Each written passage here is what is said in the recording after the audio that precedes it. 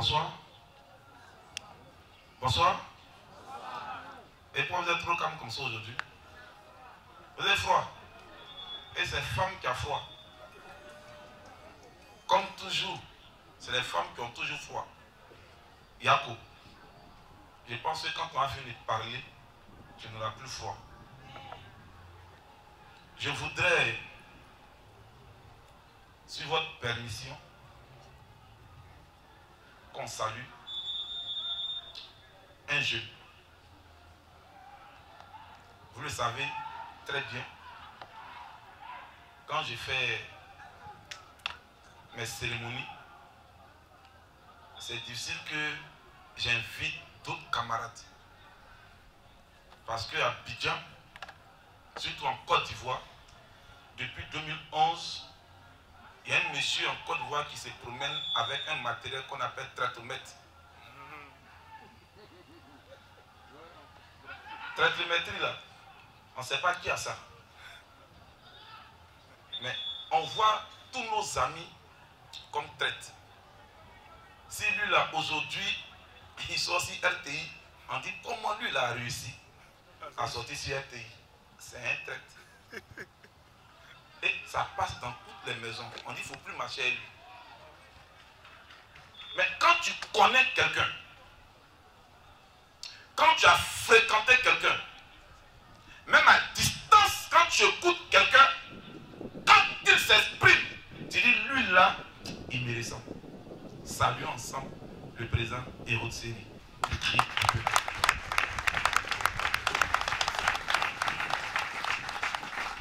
Mais si vous remarquez, ils sont deux. Hein. Il y a un autre qui s'appelle Blé Oswald. Et puis il y a lui. C'est les deux là seuls que j'invite à mes cérémonies. Mais comme l'autre, il aime trop voiture. Il est toujours dans la voiture en train de faire film. Et nous, c'est le terrain qui nous intéresse. Et c'est la Côte d'Ivoire qui nous intéresse. On veut le saluer aussi.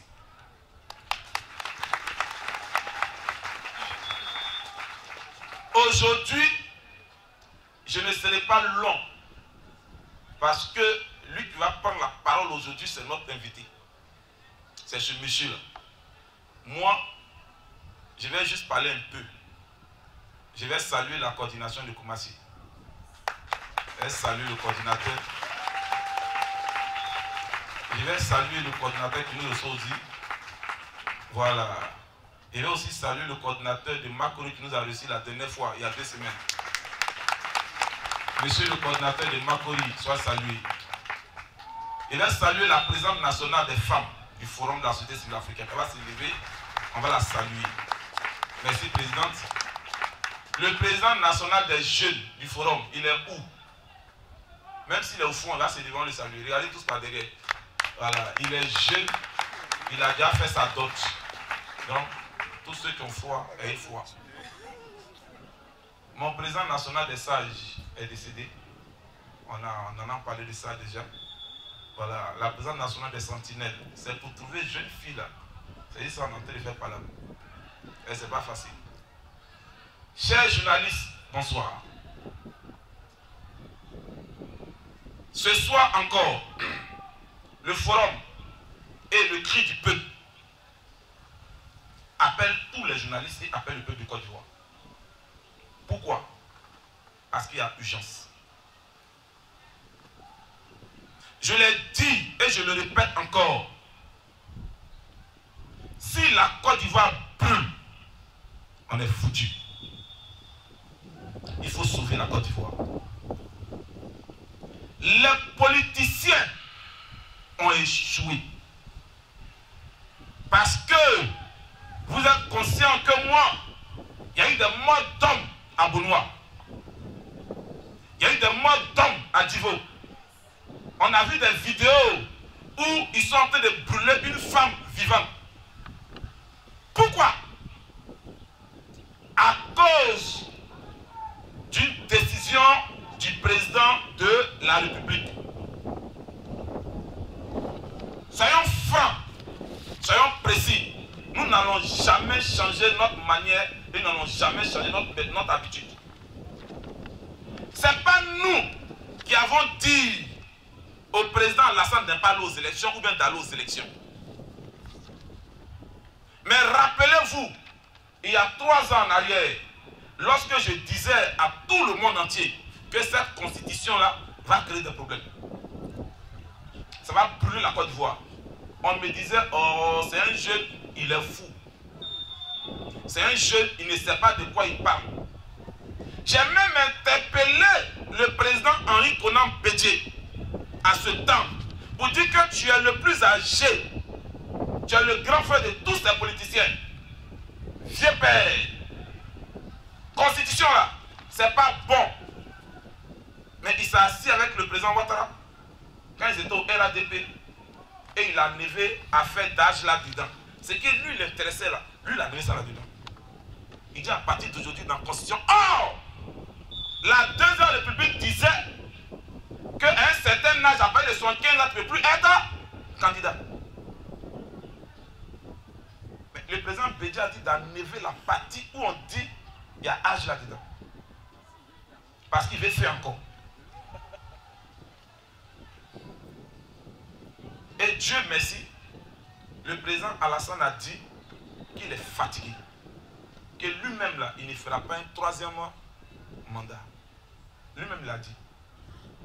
Ce n'est pas nous qui avons dit. Mais avant-hier, le 6 août, là où il faut parler de comment est née la Côte d'Ivoire, quelles sont les difficultés que nous avons traversées, comment vivent les Ivoiriens, quelle est l'aventure, parce que tu nous avais promis l'émergence. Est-ce qu'on est arrivé? C'est la veille là, tu nous dis que tu es candidat.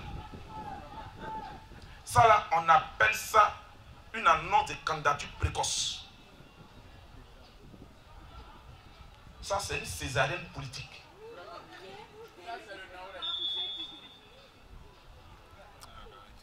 Et quand on rentre dans un débat de césarienne politique, quand ton mari n'a pas l'argent, on n'opère pas la femme là.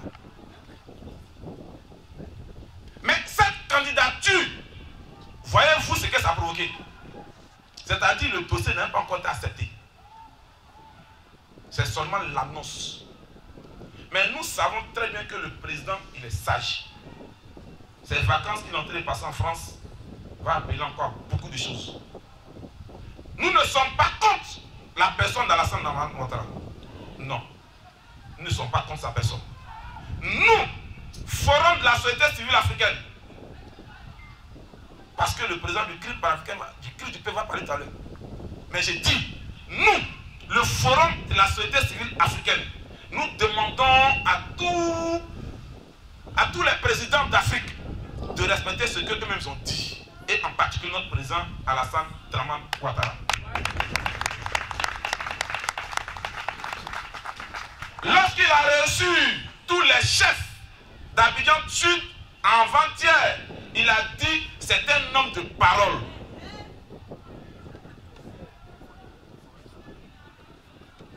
Il dit que c'est un homme de parole. Je ne vais pas douter de sa parole encore une dernière fois.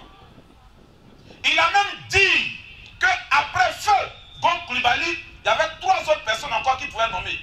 Même si il devait choisir, il a encore 4 dauphins après lui. S'il y a un qui est parti, c'est qu'il y a 3 autres. Je vais vous dire quelque chose qui va vous étonner vous tous. J'apprends par-ci par-là, on me dit non, le Conseil constitutionnel. C'est nous qui avons dit de ne pas aller pour le moment dans les rues. Il ne faut pas ça vous fâcher. Même si c'est autorisé pour le moment, attendez un peu. L'histoire de la Côte d'Ivoire se trouve au Conseil constitutionnel. Mais qui est le Conseil constitutionnel? Les gens pensent que le Conseil constitutionnel c'est Kone Mamadou. Non, ce n'est pas lui. Ce n'est que le porte-parole. Ce n'est que quelqu'un qui a été nommé par le président Alassane Ouattara. Mais Alassane Ouattara lui-même, il a été nommé par le peuple de Côte d'Ivoire. C'est le peuple de Côte d'Ivoire seul qui est le Conseil constitutionnel. Mais comment ce même peuple peut vouloir se tuer lui-même? Mais le peuple ne pourra que prendre la décision le 16 septembre. Parce qu'on a nommé un représentant là-bas. On a mis un homme de droit. Et je suis sûr que ce monsieur n'a pas triché à l'école. Ta paix. tu es d'accord avec moi que ce monsieur n'a pas triché à l'école? Ben s'il trichait, il n'allait pas occuper ce poste-là. Donc le président de la République ne peut pas nous dire qu'il connaît mieux la Constitution que tous les constitutionnalistes de Côte d'Ivoire. Ce qui veut dire, tous ceux qui font droit doivent marcher. Vous dites qu'ils ne sont pas d'accord avec cette phrase, parce qu'ils sont allés à l'école. Mais ce n'est pas à cause d'une élection qu'il faut insulter la mémoire des gens. Non. L'homme passe, mais la Côte d'Ivoire demeure. Voilà pourquoi à la suite de mon frère, de mon ami, de mon camarade de lutte, je voudrais vraiment lui emboîter le pas en ce qui concerne son analyse de la situation sociopolitique. Vous voyez, aujourd'hui, nous sommes à un bilan macabre. Après la déclaration du président de la République, de faire entorse à sa propre parole.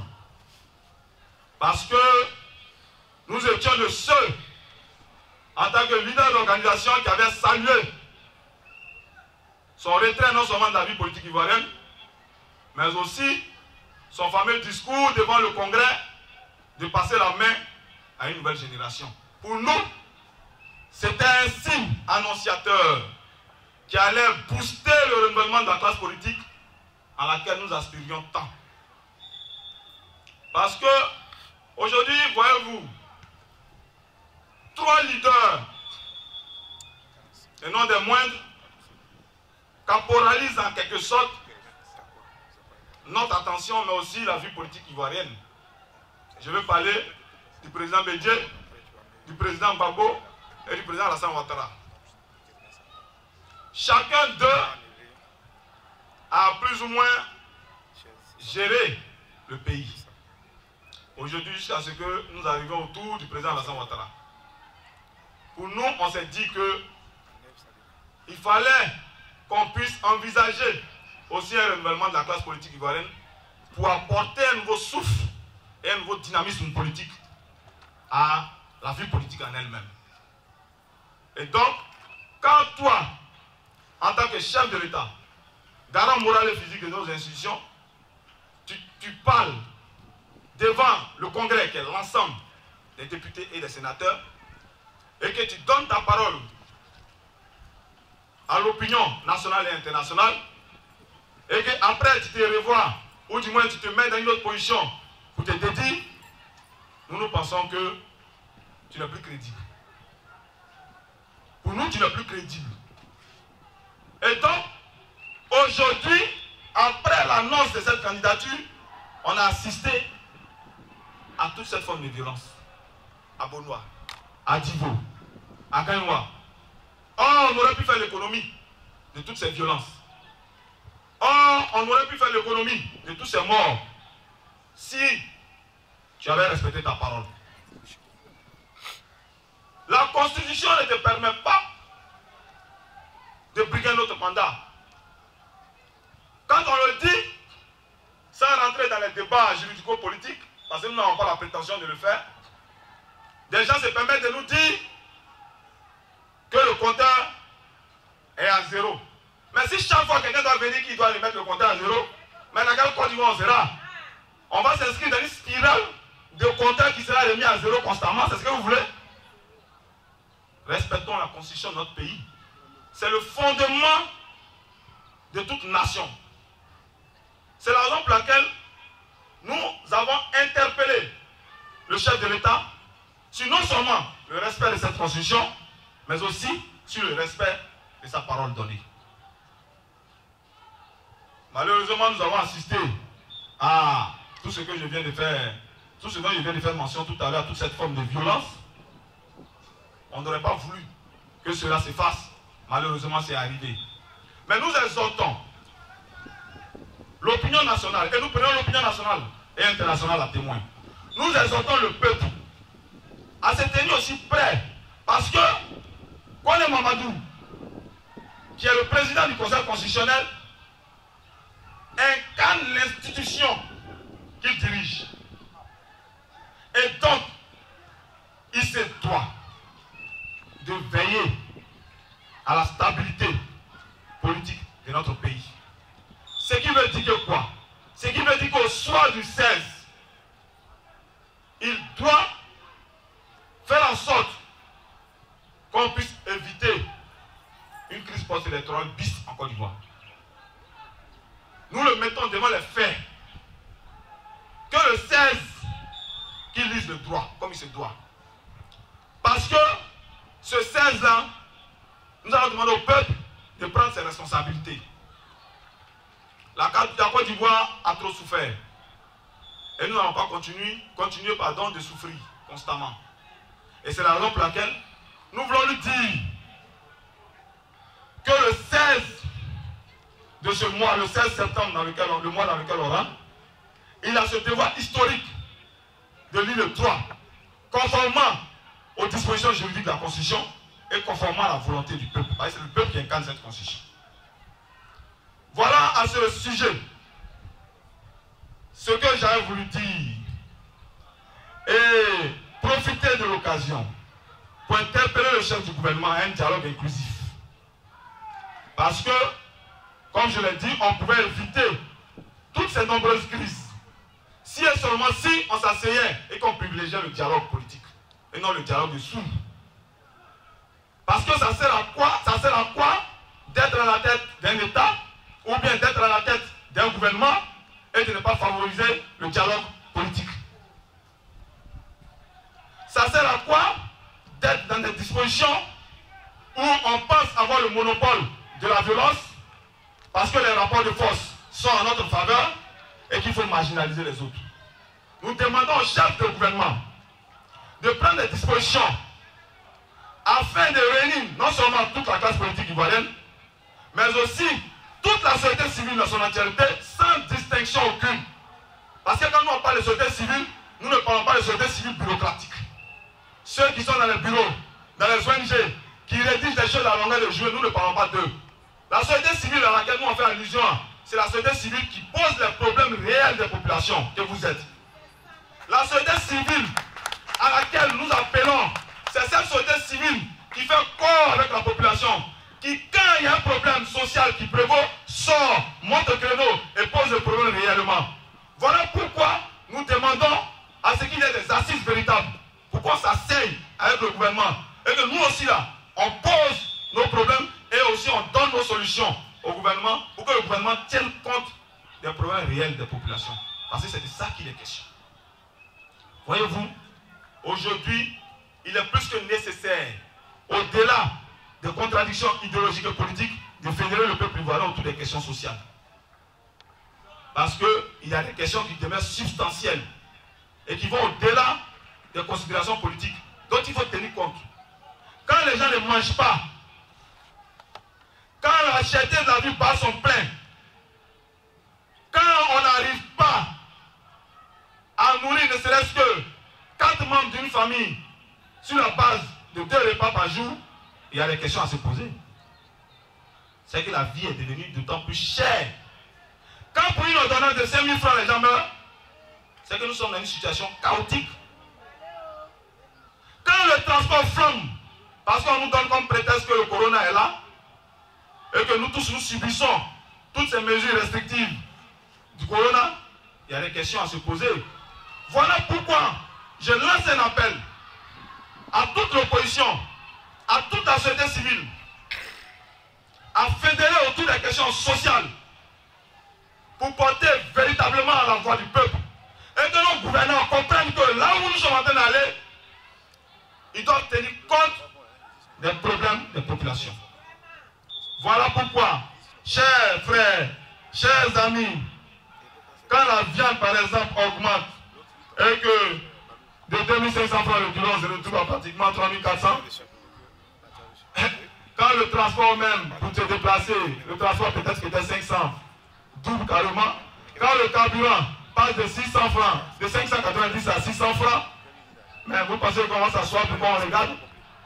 Mais c'est dès maintenant qu'on doit se préparer pour qu'on fasse comprendre à nos populations, ou du moins à nos autorités, que les populations souffrent et que vous devez tenir compte de leurs préoccupations. Voilà pourquoi nous demandons ces assises au gouvernement, pour qu'ils tiennent compte de cela. Chers frères, chères sœurs, chers camarades de lutte, je voudrais, sur ce, qu'on puisse réfléchir, qu'on puisse fédérer nos forces. C'est ce qui justifie aujourd'hui ma présence aux côtés du président Yamaka. Parce que nous partageons la même vision. Nous avons appelé lors de notre conférence de presse du 14, après le mot d'ordre qui a été donné par nos camarades Valentin et Daïd Nestor, pour dire que la marche est la même. C'est-à-dire que nous avons le même objectif, seulement que nous avons des approches différentes. Nous attendons que le Conseil constitutionnel se prononce. Et quand le Conseil constitutionnel va se prononcer, le peuple ivoirien va aviser. Et c'est à ce moment que le peuple ivoirien va prendre ses responsabilités. Aujourd'hui, nous assistons à des dépôts de candidature. Je pense que si aujourd'hui les dépôts de candidature se font, ça veut dire qu'on aurait pu faire l'économie de beaucoup de choses hier. On aurait pu éviter beaucoup de choses hier. Et donc, j'appelle les politiques aussi à beaucoup de retenue dans le langage politique. Parce que toute cette violence verbale ne favorise rien. Toute cette violence verbale auquel on assiste constamment de la part de nos hommes politiques ne favorise rien. Ce qui est important, c'est de s'asseoir et de parler d'une même voix. Notre camarade de lutte, Balé Picheri, est aujourd'hui incarcérée. Elle est menacée de renvoi parce qu'elle est agent du Bénet. Et on demande à ce qu'elle ne soit plus, ou du moins qu'elle soit renvoyée. Je profite de ce micro pour non seulement condamner son arrestation, parce qu'elle est membre aussi de la société civile ivoirienne. C'est notre collaboratrice. Nous nous sommes rencontrés plusieurs fois sur certains terrains. Et donc nous ne pouvons pas cautionner son incarcération sur la base d'une idéologie quelconque. Parce qu'elle ne partage pas le même point de vue que vous, nos gouvernants. Nous sommes dans un état de droit.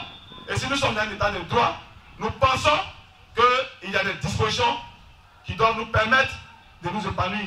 Il y a des dispositions qui doivent mettre en exergue la liberté d'expression, la liberté d'action. Et sur cette base qui est garantie par l'article 20 de notre Constitution, nous avons le devoir et le droit d'autoriser toute action démocratique, que ce soit meeting, marche ou sitting. Donc sur cette base, je parle à vous les journalistes.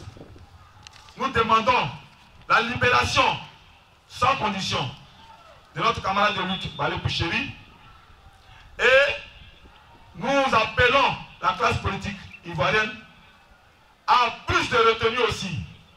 Il n'y a rien dans la violence. Il n'y a rien dans les propos guerriers. Parce que quand vous tenez des propos guerriers, en face aussi vous aurez une réaction aussi guerrière. Et s'il y a une réaction guerrière, qui paie? C'est la nation ivoirienne qui paie. Nous n'allons pas permettre que notre Côte d'Ivoire puisse perdre. C'est pour cela, à 2 mois des élections présidentielles, d'abord, les conditions n'étant pas suffisamment réunies, nous partons allègrement vers un chaos. Donc nous demandons à ce que, non seulement comme les conditions techniques ne sont pas réunies, de décaler, ou du moins d'ajourner la tenue des élections présidentielles en Côte d'Ivoire. Pour donner la possibilité à un dialogue inclusif, pour donner la possibilité aux Ivoiriens de se parler, pour donner la possibilité à toute la classe politique et à toute la société civile de parler d'une même voix, pour qu'on aille aux élections et qu'à ces élections, celui qui aura gagné puisse féliciter celui qui aura perdu et que celui aussi qui aura perdu puisse féliciter celui qui a gagné, de sorte à ce qu'on puisse favoriser un passage de témoins digne de ce nom, comme ça s'est fait dans les plus grandes démocraties en Côte d'Ivoire et dans le monde. Sur ce, je voudrais vraiment pouvoir marquer un thème à mon propos, mais avant de le faire, je voudrais vraiment attirer l'attention des populations que vous êtes, attirer l'attention des Ivoiriens que vous êtes sur le fait que à l'orée de ces élections, nous devons faire un choix qui s'oriente en fonction de l'offre politique qui nous sera proposée. Parce que ce qu'on a pour habitude de constater, c'est que les alliances se font et se défont à leur guise. Les alliances politiques, c'est riche et après c'est désagrège. Sur la base de quoi? Sur la base d'aucun fondement idéologique. Parce que simplement l'autre m'a promis ça, il ne m'a pas donné. Donc je me retire de son alliance, ou bien je me retire de la collaboration qu'on a pu avoir hier, sans tenir compte de l'aspiration véritable du peuple. C'est pour cela que je voudrais vraiment vous attirer votre attention, chère population, attirer votre attention, chers membres du Forum national civil, chers membres du culte du peuple, sur la nécessité de nous mettre ensemble, de parler d'une même voix, de poser réellement les problèmes des Ivoiriens, de trouver de véritables solutions afin que seul la Côte d'Ivoire puisse gagner. Sur ce, je vais vraiment marquer un terme à mon propos, car la bouche qui parle doit avoir pitié des oreilles qui l'écoutent. Merci infiniment.